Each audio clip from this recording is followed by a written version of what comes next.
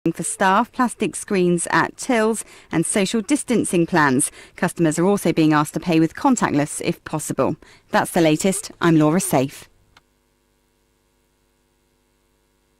अस्सलाम वालेकुम, मैं डॉक्टर मज़हरुल हक बोल रहा हूँ, medical consultant physician.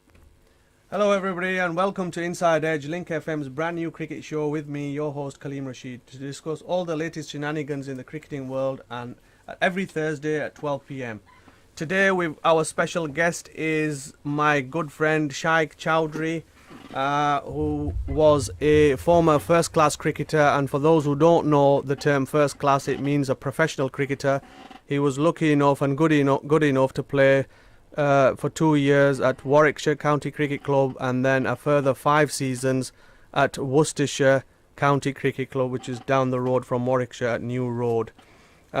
Shaikh was a terrific player from Sheffield initially, and then he currently resides in Rotherham. So without further ado, we will get him in. Shaikh, hello, and how are you? Hi Kaleem, I'm very well, thank you. How are you doing? Yes, good, thank you. Are you keeping safe and well during this pandemic? I'm trying my best. We're all in lockdown at the minute, so that's all we can do at the minute. So yeah. Yeah, it's not much fun at the moment, I've got to say. It's not ideal, but we've all got to do our bit and stay safe. Absolutely, absolutely. Shaikh, this is a cricket show, as you know, and you know we're fortunate enough to have you on. I just want to talk about your journey, really, to start with. I mean, I've known you as a young boy. I saw your career develop right before my eyes. As you know, your father and I are very close friends. But, you know, with a lot of talented young kids across multiple sporting codes, there's no guarantee that you will make it as a professional, and coming, you know, from a Pakistani Asian background, traditionally we were pushed into education, and that ruled the roost, and I know from my own experience, you know, my parents never wanted us to pursue a sporting career, but you know, things changed, and you know, your dad was your first coach as well, and I guess he was your biggest inspiration. You know, you were able to pursue your dreams, but I want to start with you know, your career at Derbyshire County Cricket Club, because your formative years, under 13, under 14, under 15, your game was refined and developed there. What can you tell us about those days? I mean, I started my age group county stuff with Derbyshire, yes. I wouldn't say that it was refined and developed there. It was developed in my back garden, really, with my dad. My dad was the one that really drilled all my technical skills and everything into me. So it was my game was pretty much developed there. I mean, at age group level then, it was very different to what it is now. Now you've got more of a professional setup. They work on specific things, scenario-based training, fitness training, fielding, all of that stuff. But when I was playing county cricket at that age, it wasn't like that. We'd go for a weekly net session and that was it. I mean, they'd get a couple of other older club members who'd come and just help out with a bit of coaching, and it wasn't really the professional setup that it is now.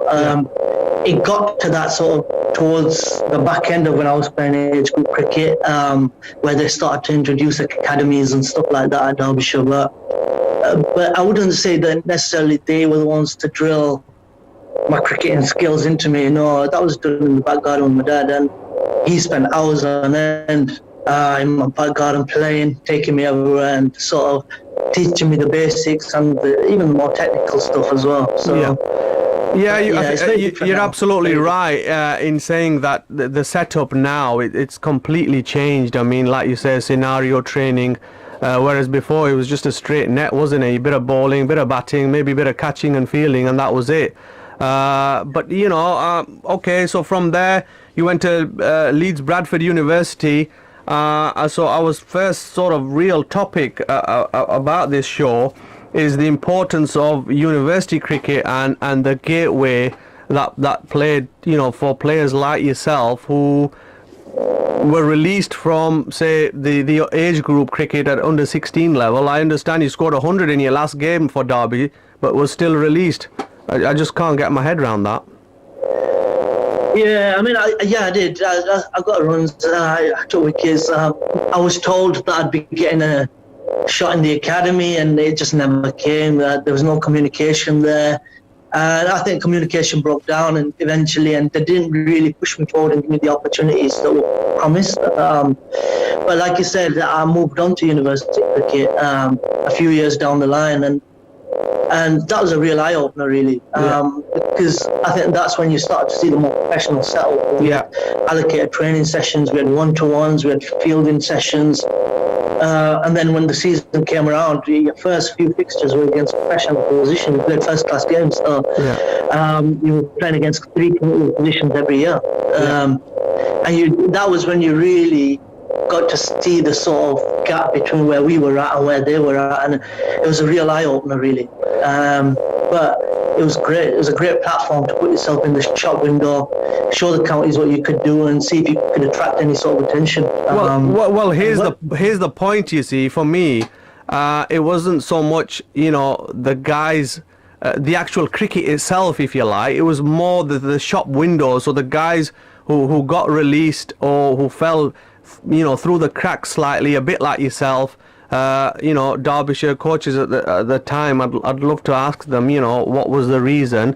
But let's look forward. But you, like you said, you went to Leeds Bradford University, and if I remember some of those scorecards, I mean, it's a while back, and my memory's a bit of a sieve at the moment. If I remember, you were one of the standout players in that team. I mean, naturally, you're talking about a group of students coming up against a fully fledged, well-drilled, well-heeled professional team, and a lot of the universities, apart from, say, Oxford and Cambridge, when they make the combined team, that would possibly be slightly more competitive. But even the varsity, that game, the combined Oxford and Cambridge University team, when it came up against the traditional counties, used to get hammered. But coming back to Leeds Bradford, I think you were their main wicket-taking weapon, and you got most of the runs in the middle order as well. I mean, you used to but the team got hammered, absolutely. And I'd absolutely take your point that the jump in class was just immense. It was huge. I mean, we came across Surrey, and I remember looking down the batting order and thinking, wow, we had Mark Ramprakash in there. They had all these top elite players that we were coming up against and trying to play against. And Leeds Bradford at the time when I was playing had the reputation of being one of the lesser sort of out of the 6 institutes. It was a weaker team, We weren't actually given first class status at that point. And so we were. It was always a massive gap between us and where the other counties were at, and so playing against them it was challenging. I mean, we played against Warwickshire, we got bowled out twice in a day. Wow. On a difficult Weewood wicket. It was a difficult wicket. Even they struggled. I think they struggled to about 220, I think. Yeah. And then they bowled that twice. Yeah. But it was difficult, but it was those challenges that made us the players that we then went on to become. And I think from that team, it was myself, it was Harry Gurney that went on and played first-class cricket. Obviously, Harry Gurney then went on and played international cricket. Wow, was Harry Gurney in your side? I can't remember him. Yeah, he was. Yeah, he was playing with me. So I think he joined a year after me. Okay. So I think he's about a year younger than me. Right. But we played a lot of cricket together. But even then, in the university side, he wasn't one of the standout bowlers. But over the few years that he was there, he just developed. He developed and got better. The bowler that he is today. Yeah. Well, as you mentioned, Harry Gurney went on to play white ball stuff for England, and with some success. And there's an argument that he should have been brought back for the 2020 stuff, but that's a separate issue. Look, for our listeners who don't understand or can't comprehend the jump in class, if we use football parlance, it would be like, say, Sheffield University taking on Manchester United. I mean, yes, absolutely. In football, Sheffield University Football Club taking on Man United at I don't know, a university outground. It just wouldn't happen. I mean, you'd lose 20-0, wouldn't you? Yeah. It'd be 20-0 after the first half.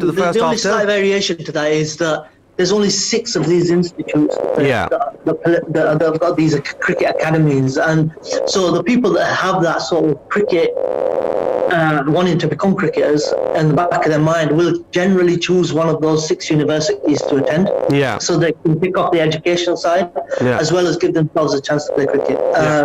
So they do attract the better sort of players. So with Sheffield University probably wouldn't. But if they made the 6 institutes in football, yes, it would be like them playing against Man United. Well, that's a great point you make. And I just want to talk about the wider importance of university cricket as a gateway into the professional game, because if you look at what Durham have achieved with Foxy Fowler as the head coach there. Now, Foxy Fowler, people might not remember, was initially a wicketkeeper batsman with Lancashire and went on to represent England with distinction. I think he's got a Test match double 100, which is no mean feat. Now, if you look at Foxy Fowler's record at Durham University, he's produced up to 42 players who have gone on to play the first-class game, the professional game, and amongst those 42, there are some notable names like Andrew Strauss, the England captain. So there's your evidence that it worked, and it worked for a very, very long time. Now, why on earth has the ECB plugged that funding? See, that's something I'm not 100% aware of.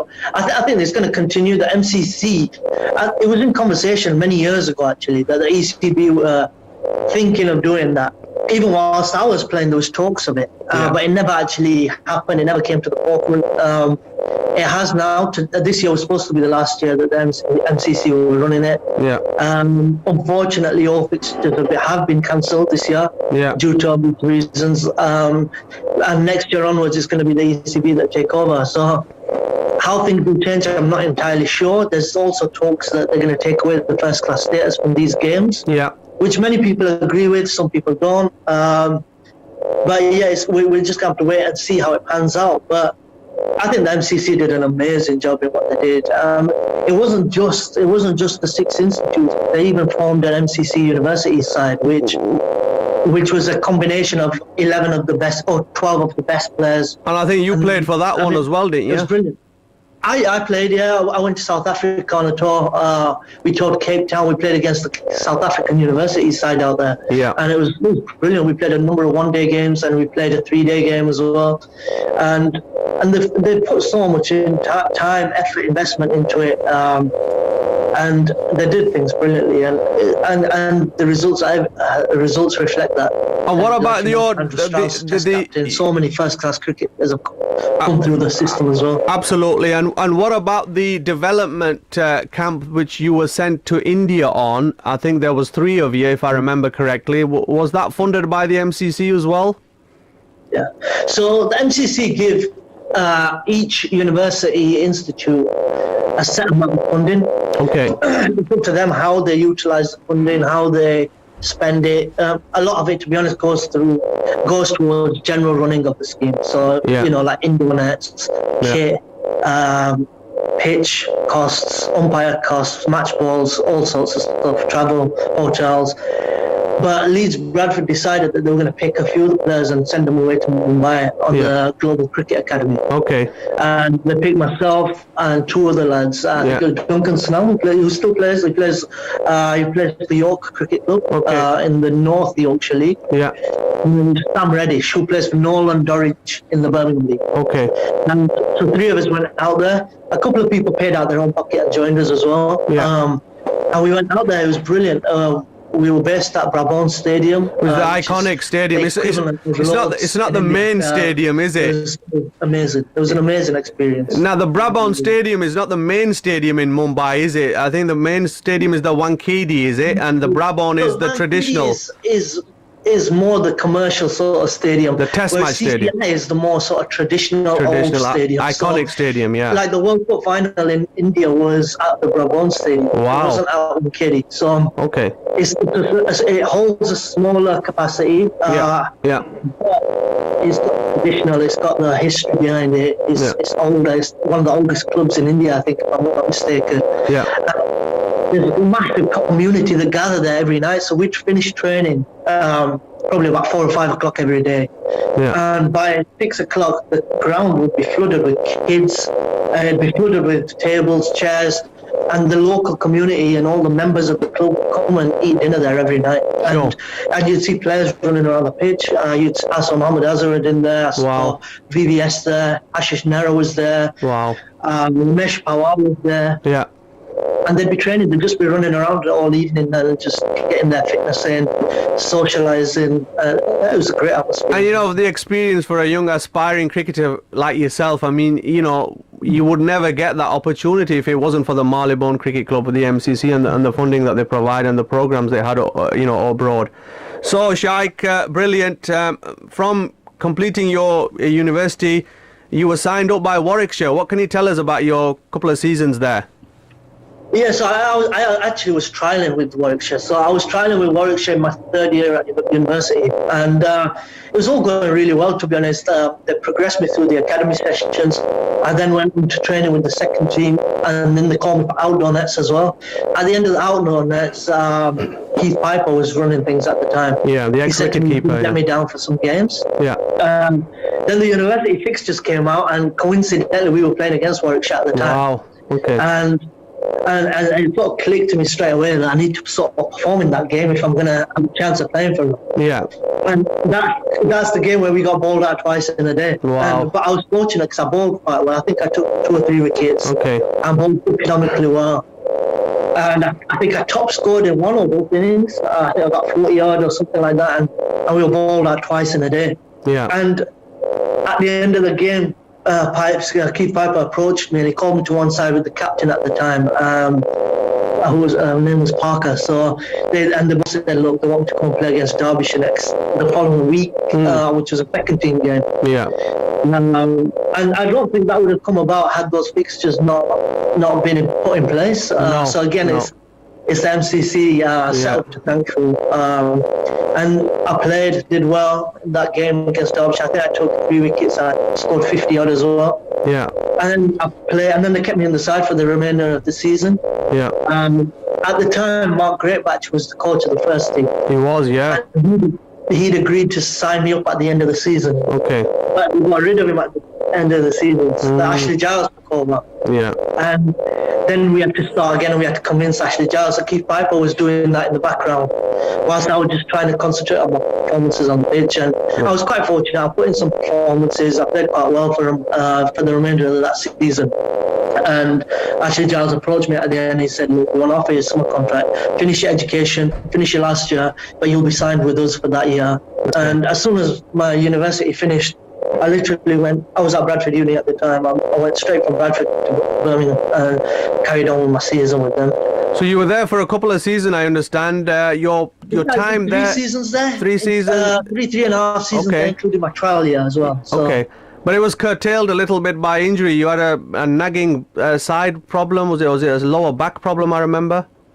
No, it was knee injury. So I had something called a plica in my knee. Only 20% of the public have it, and unfortunately I was one of them. And generally it does cause issues, and it was causing me a lot of discomfort at the time. Yeah. So the physio said that we're going to need to get it removed. So I had to have it removed. Okay. And then unfortunately I got that removed. I recovered, 6-week recovery process, rehabilitation, got fit, came back and started playing, and we were up in Durham at the time, at the Riverside, and I remember my knee causing me grief again. I thought it was probably something that had gone wrong with the operation.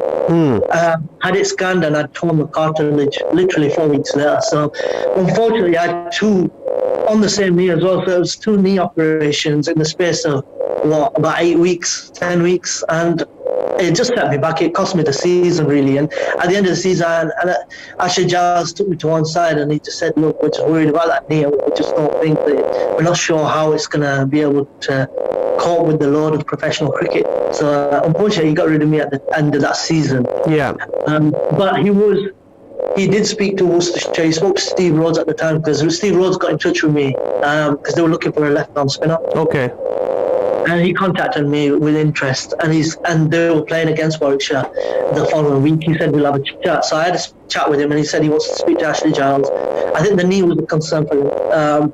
He spoke to Ashley Giles. Ashley Giles put in a good word. And then from then on, I started trialing and training with Worcestershire, and there was a number of things that he wanted to tick off. So he wanted to see how the knee could take the load, and then play a few games, and then and then I performed and I got signed up. So it worked out quite well in the end. Well, that Worcestershire side had some fantastic players, and people might not know a certain Moeen Ali, a young Moeen Ali just coming through, who I always rated very, very highly, and I still don't think we've seen the very best of him at the England level, because I think he's a devastating player. What's he like in and around the dressing room, and what was he like? What are your memories of Moeen Ali? See, I think what I saw, what people see is very different. You know, in front of the media, he's quite serious. You know, Quiet but guy, he's yeah. one of the most bubbly characters that you can get. in That's what we changing hear, rooms. yeah. He's always cracking jokes, Yeah. winding people up, having a laugh and a joke, and he lightens the mood in the changing room. You know, he's fun to be around. He's a good laugh. But he's a great guy. You know, he's down to earth. He works extremely hard. He does, yeah. He sets a really good example for the other younger players that were coming through at the time, and he was working tirelessly. You know, every day he'd be working hard. He'd be one of the first out there, last off the pitch in every training session. And, you know, and he'd come in for extra sessions as well. Now, bear in mind, most of the people at Worcester lived in and around the ground. That's because right, it was yeah. a young setup, and a lot of the people weren't settled down in terms of married life and stuff. So they all sort of had apartments in and around the ground. So the commute was literally a 5-minute walk. Whereas he was travelling from Birmingham every day. was, yeah. And he'd still come in for Sparkhill, on days Birmingham. off for training sessions and stuff like that, like many others did. But he did it, and he worked extremely hard. And it's not a surprise to me that he's gone on and played at the highest level and done so well. So rather like me, when you were playing and training with him, did you have that confidence, with the benefit of hindsight, that he would go on and become an international star, which he's become? Absolutely. I mean, if you look at talent, Yeah. Oh gosh. I've not seen a player Devastating. with No. as much talent as he's No. got. I mean, even before he played for England, we played a game against Sri Lanka, and I think Sri Lanka smashed us all around the park and scored up close to 400, I think, in that game. And he went out, and bear in mind, they had the full side. Malingo playing. Malingo was a lot fitter in those days. Yeah, he was. Yeah, And- younger. He really ran in, and he's a difficult guy to face because you don't really see the ball coming out of his hand. And he whacked him everywhere. He scored 150 in that game, and he almost won us the game. I think we got really close in the end to winning that game. And I've seen him play some innings that are just unbelievable. You know, he's got so much talent, he's so much ability. And like you say, I feel like he's still got more to offer in the England side. Absolutely. I think they've not. Especially with the bat. Yeah, I think. absolutely. And he wasn't the only one. There was a certain Vikram Solanki in your side as well, another England international. Who was, again, not seen the best of him in England colours, but I thought, again, certainly for the white ball stuff, he should have played a lot more. Fantastic fielder, and I had a lot of time for his batting, rather like Moeen Ali, a lot of flair, beautiful touch player. You know, what can you tell us about Vikram? I think he was the captain, club captain, when you first went there, wasn't he? Great captain, great leader. He was the captain that gave me my debut, first class and list day.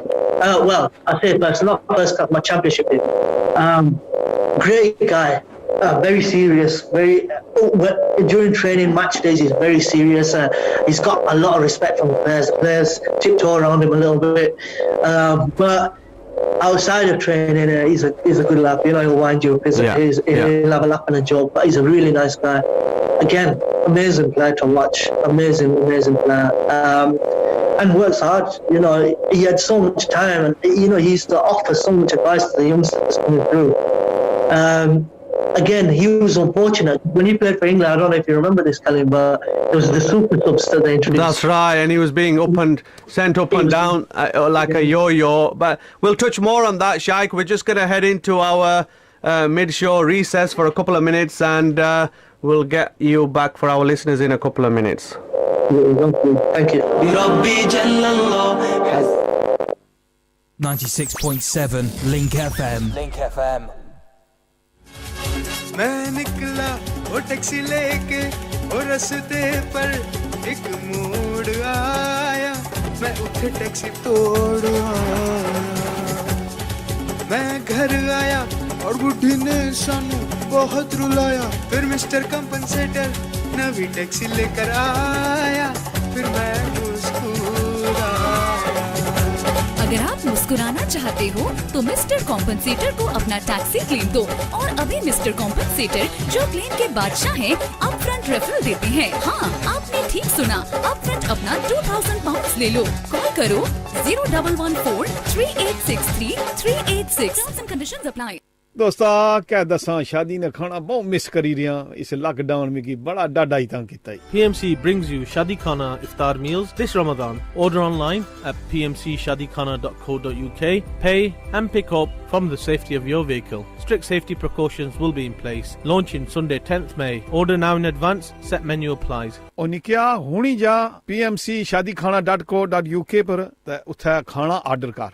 At iLet4U, we know that being a landlord can be a frustrating business, but it doesn't have to be. iLet4U can find you tenants in under a week. अगर आप मकान किराए पे लगाना चाहते हैं तो हमारी खिदमत हासिल करें और घर बैठे किराया पाएं। iLet4U आपको 3 से 5 साल तक गारंटीड रेंट की जमानत देता है। Start finding tenants today by contacting iLet4U, 60 Page Hall Road, Sheffield, 0114 327 2020. iLet4U.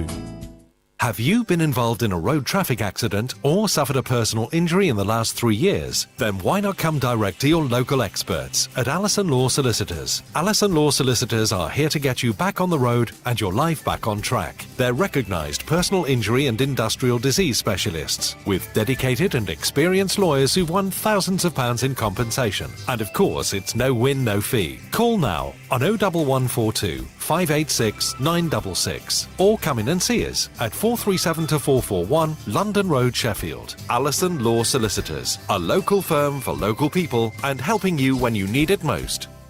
Glen Mill Carpets, the complete home furnishing centre with over 36 years experience. Amazing offers. British made sofas from £499. Bed settees from £149. Double orthopaedic mattress from £99. Great competitive prices on the best brand products. Free estimate, free delivery, free car park. Glen Mill Carpets. Visit our showrooms 38 to 42 Ispital Hill, Sheffield 4 or Bradfield Road, Sheffield 6. Telephone 01142 720 200 or visit our website glenmillcarpets.co.uk. Kings Medina Dates. Premium quality dates are available from more information, visit our website on www.kingsmedinadates.com. This is an important update from the government about coronavirus.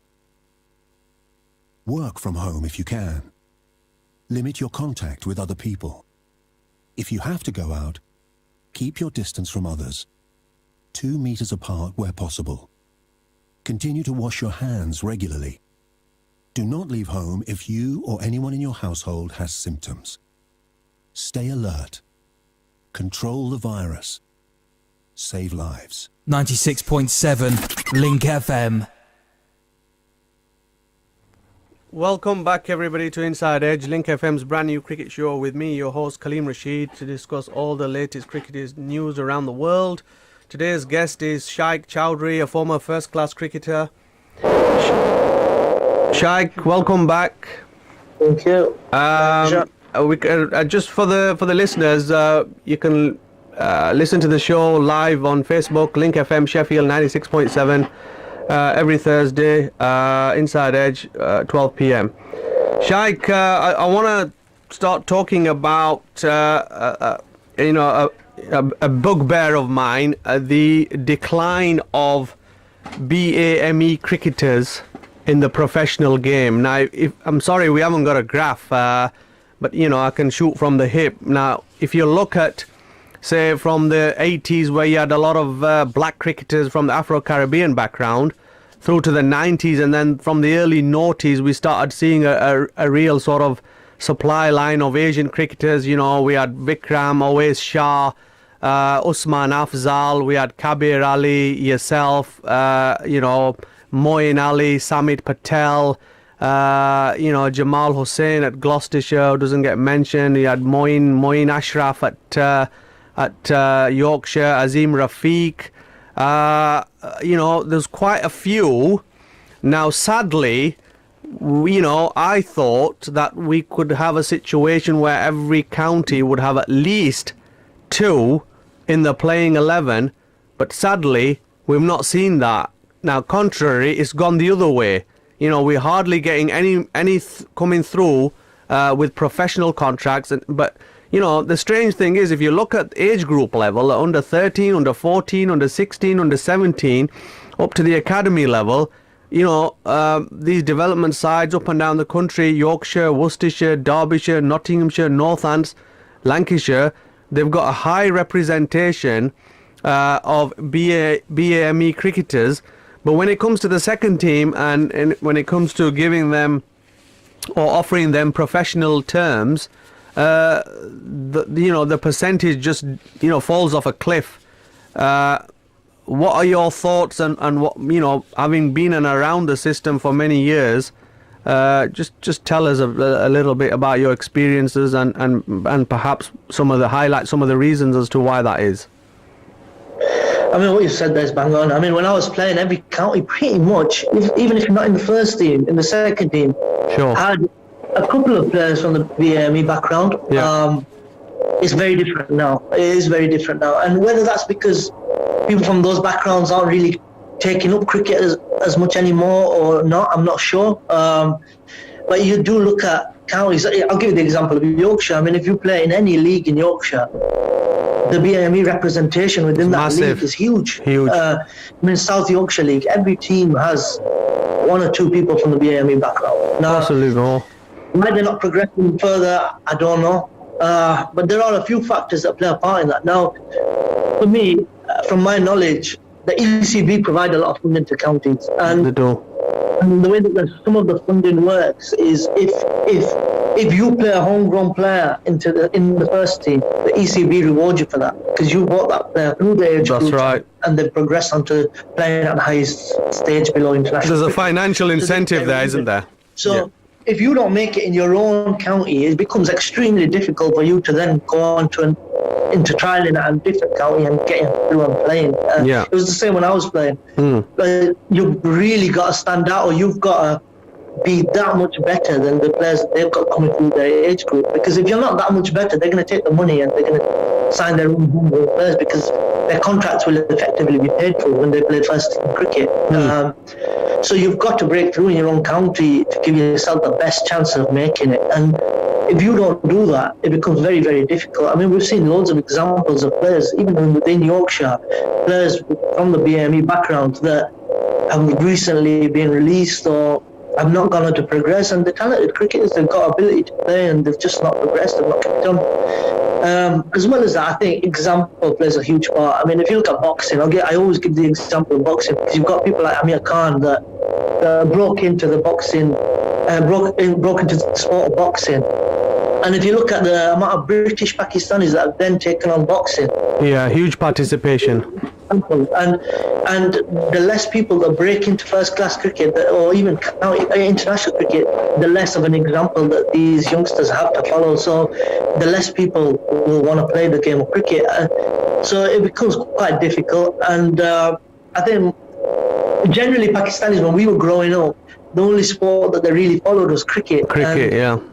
Whereas now they've opened their horizon a little bit. A lot of them follow. They're going into different codes. Yeah, MMA is a big one as well. They're starting to push their kids into other sports, and so they split now. You know, you get a lot of people, especially in Pakistani background, that are splitting the kids and they're playing football. Shaikh, they're going into boxing. They're going into various other sports. Yeah, I mean, look, choice is you know, we're third, fourth generation Asians now, and we don't have to fight for our finances anymore. You know, we're not working those menial jobs anymore. Fortunately, the younger generation like yourself, you've gone to university, got a degree, and you know, you can stand on your own 2 feet. So there's the financial pressures aren't there as much as they were. But look, we're a Yorkshire-based radio station. We live in Yorkshire, as you do. So let's focus our attention on Yorkshire. I've got all my barrels loaded for them in particular. I mean, if you look at Adil Rashid, you know, World Cup winner. He plays every white ball game on the planet for England, home and away. He's a regular fixture. He's a household name. Okay, a bit of a character. He stands out on the field with his big black beard. You know, he's not one of these that you can just hide somewhere. Now, you know, you talk about role models. You got Moeen Ali there as well with his big beard. You know what I mean? They stand out like a sore thumb. So again, from Warwickshire, Yorkshire, you've got a massive BAME, population. And if you take Adil Rashid out of the Yorkshire setup, they haven't got a regular first teamer. It's outrageous. It's outrageous. It's unacceptable. And it's so outrageous. It's so outrageous that the ECB have appointed a full-time strategic coach. I don't know what his job is, but he's been told to investigate and look at why aren't the Asian and black cricketers coming through the system at clubs like Yorkshire, at clubs like Lancashire, at clubs like Warwickshire, where the BAME demographic is absolutely enormous. I mean, Bradford's population, 20% of the population is Asian. BAME, you can put it under BAME, but out of that, you could say it's probably 90% Asian. Look at the Bradford League, one of the foremost preeminent cricketing leagues in England. Along with the Birmingham League and Lancashire League, it's the one league that gets the most kudos around the world, that have had the biggest pros from the 1960s. The Bradford League, the Birmingham League and the Lancashire League, they rule the roost. If you look at the Bradford League, 6 or 7 of all the clubs have got Asian cricketers, cricketers of an Asian background. Why are they not coming through the system? After Adil Rashid, Yorkshire, and I know this for personal experience because I've watched all their academy games and I've watched their second team games. They've got no Asian cricketers in their second team game. They had 1 or 2 and they've been ruled not good enough. I don't agree with it. I'm sorry. Yeah, it is. You're absolutely right. And, there's a number of factors. People will always say that, as Asians or anyone from a BME background, you've got to be better than what they have in the academy and you've got to do more. And in many cases, it's true. I mean, I've seen players that have not been given a fair crack and they've been released, and there's players that are not as good as them that have been given more opportunities. And I've played when I was growing up. I played with guys, and they were amazing cricketers, and I thought, this guy's good enough. We never saw him again. He's got everything. He ticks all the right boxes to be able to play first-class cricket, and they just never went on and played. And then I made it to that level. I was playing, and I was looking at players, and I was thinking, so-and-so was better than this guy. He's not played. I mean, I'm not going to mention any names. There was a guy that was playing at Worcester when I was there. I captained him in the second team, and then he went on. He didn't play at Worcester. He went on. He signed for Notts, and then he signed for Yorkshire. And they signed him, and they put him on a few years and a contract. And it wasn't the best cricketers at the time. He might have improved drastically, and must have been drastically. And he's gone on to play. And then I saw players that have been released from a BME background who were probably 10 folds better than he was, and they're nowhere to be seen. I mean, I'll give you an example of a guy that played at Worcester with me, and he was of a British Indian background. He played at Worcester with me, phenomenal player. He was now bear in mind, we had, like you mentioned earlier, we had Moeen Ali in the team, we had Vikram Solanki in the team. He was the only player that got every player in the dressing room on the balcony watching that. Wow. And that's how easy on the eye he was to watch. He was an amazing talent. He was only 17, 18 playing first-class cricket, facing the likes of Stephen Finn in his peak, bowling 90 clicks. Yeah. Driving him on the up straight past him. Amazing cricketer. And he then got released at Worcester, signed for Surrey. He scored 1100s for Surrey in 2 years. Wow. And one was a first-class 100 against New Zealand, the touring side. He played a handful of T20 games. I think he might have played 1 or 2 first-class games. Alex Stewart told him he's not going to play. They've got too many all-rounders, so they released him on the back of probably averaging 50 plus both years. He's now last year and the year before he trialled at Sussex. In the first year, he averaged 85 with the bat. He scored more runs than all of their players. Came to the end of the season, he was confident of getting a contract. They took him to one side and said, we're going to sign somebody from 2 players from the academy instead, so you're not going to get a contract. Now, he averaged 85, 5 centuries that year, and no contract. Last year, averaged 50 plus again with the bat, leading run scorer again, and still no contract. And this guy's a phenomenal player. Now, I've just touched on his batting. He's clocked at 90 miles per hour with the ball as well. Yeah.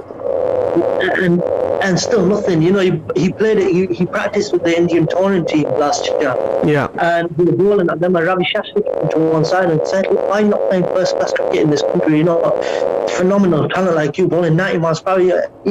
You're bowling at the likes of Kohli, Shikhar Dhawan, who are all applauding him and for his pace. He's only 5'9", bowling 90 miles per hour, and still moving.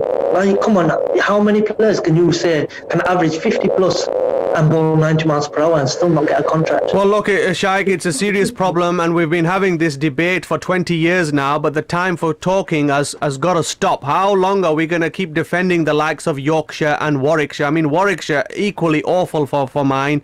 They've not had an Asian regular in the first team for since Asif Dean retired. I'm talking early 90s, a bit before your time. Your dad will remember him. It's you know, but listen, we live in Yorkshire, so we'll talk about Yorkshire. Why are they not coming through? I'll tell you why they're not coming through. I hate playing the race card. My own personal view is, and this is not the view of the station, my own personal view is, I just don't think they like British Pakistanis. I mean, the likes of David Byas, Martin Moxon, Ralph Middlebrook, Arnie Sidebottom, the list goes on. These are hard-nosed northern ex-miners, and I'm sorry, they'll say one thing to your face and say another thing, you know, behind your back. I mean, admittedly, some of our Asian lads from Bradford and Leeds have got an attitude problem. They've got a chip on their shoulder, but crikey, can't say all of them have got a bad you know, reputation.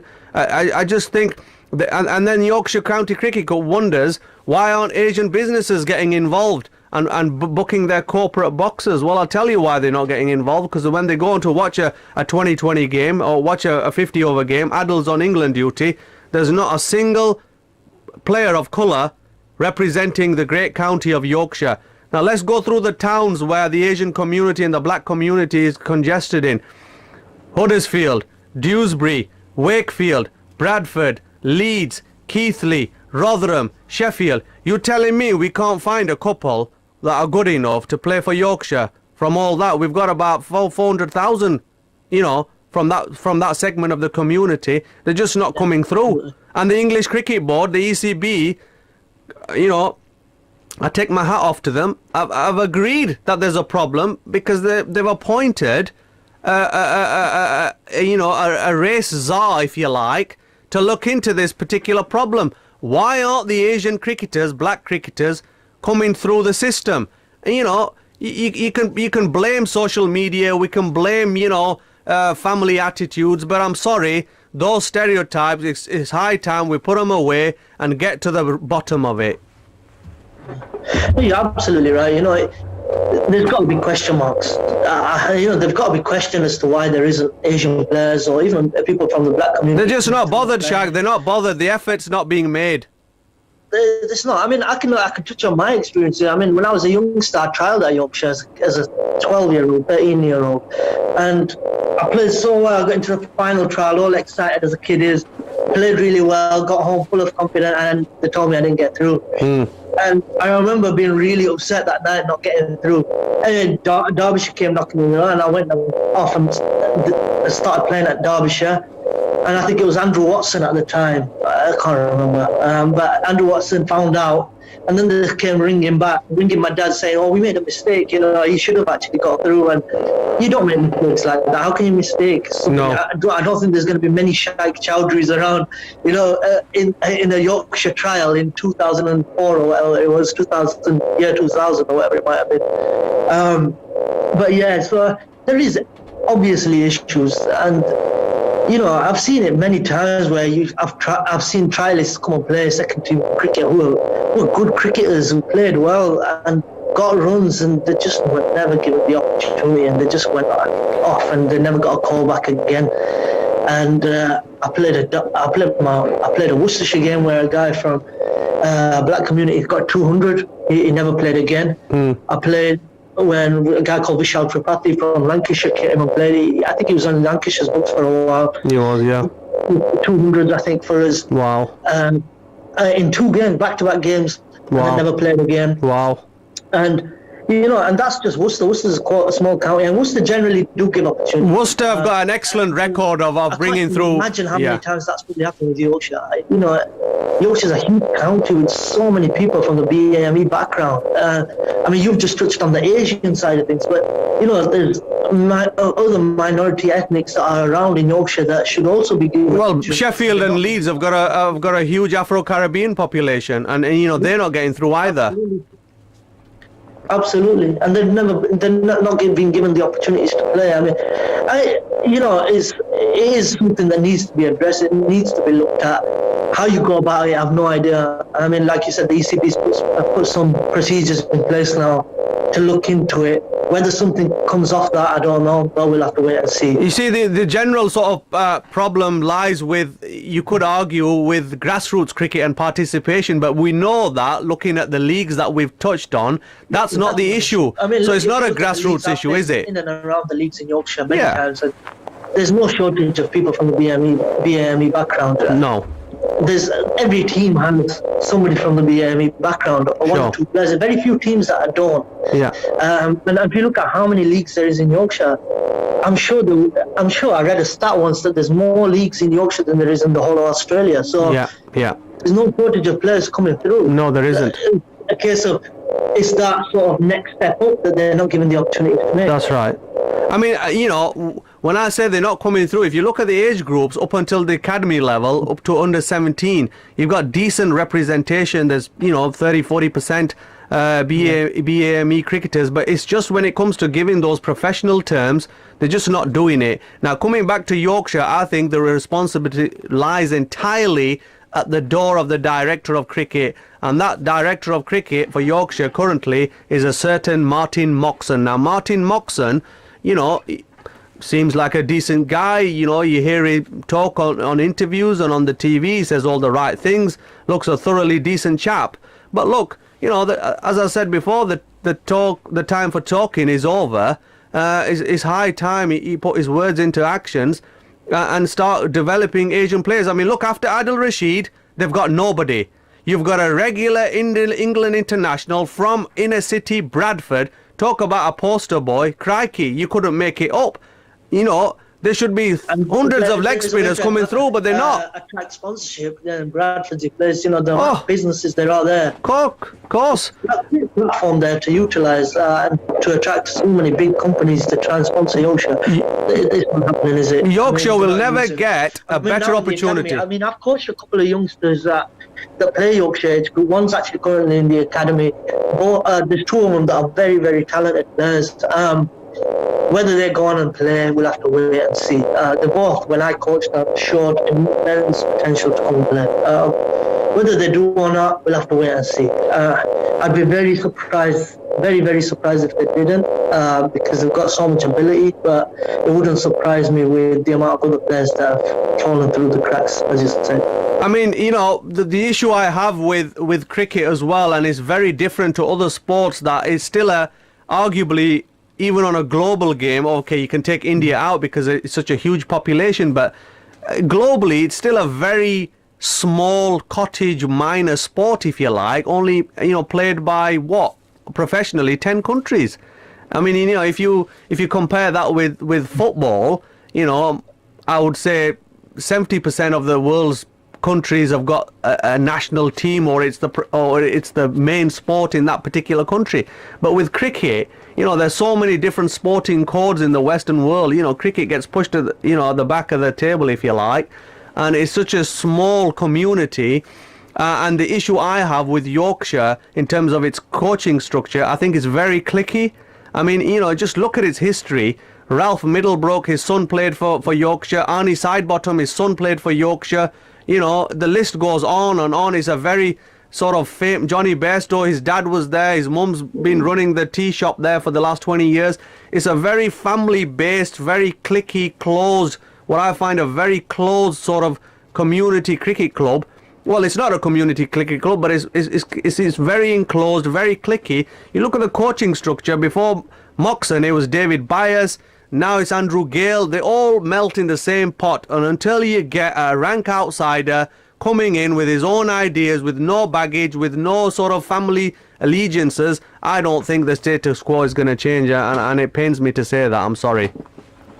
I mean, some of the things you've touched on there happen everywhere. You know, in all counties, it's quite cliquey. In most counties, you know, unfortunately in cricket, whether you make it and whether you do well depends on other people. So you've got zero control of it. It depends on the coaches. It depends on the captains, whether you get the opportunities at the right time, whether they give you, even when you play, if they give you the right opportunities within a game. It's all out of your hand. It's out of your control. You can only control the controllables, and that's your own work, how hard you work and how well you prepare for games. And in terms of favouritism is what you're touching on there. It happens everywhere. All captains have their favourites. All clubs have families that they support more than others. It doesn't happen in football. It doesn't happen in football. It happens everywhere, you know, and it will always happen unless something comes and changes. I mean, if you look at Yorkshire now, you touched on Andrew Gale there. Andrew Gale and Richard Pryor are close mates. They came through the age groups together. They played club cricket at Driffield together. They played second team cricket together. They both broke into the first team together, and now they're both in the coaching setup together. Andrew Gale got in, he pulled Richard Pryor in. And, you know, they can pull the strings. When you're in those positions of higher authority, you can pull the strings a little bit, and you can pull your mates in. And that's what happens at Yorkshire. You know, it's unfortunate, but that is the way that it happens. Well, Shaikh, you know, we haven't got the answers, but I think one of the things that needs to happen, and, you know, I know the ECB, along with the English Football League, have both adopted what's known as the Rooney Rule. The Rooney Rule, it started in America, where every sporting team, if you like, has to at least interview a candidate from the BAME community. Now, that's been adopted by the ECB. I think is a positive effect, but, you know, it's all theory at the moment until we actually see, out of all the 18 first-class counties, their first team and second team coach are all white. Okay? So until that changes, I think, you know, this situation is not going to change anytime soon. I mean, Warwickshire are even more guilty, in my opinion. They've got a massive Asian and black demographic there. They're just not coming through. Asian coaches now. There's Min Patel down at Kent. There's Vikram Solanki, second team coach. Very few and far between. There's Kadir Raleigh that's doing some second team stuff at Warwickshire. Yeah.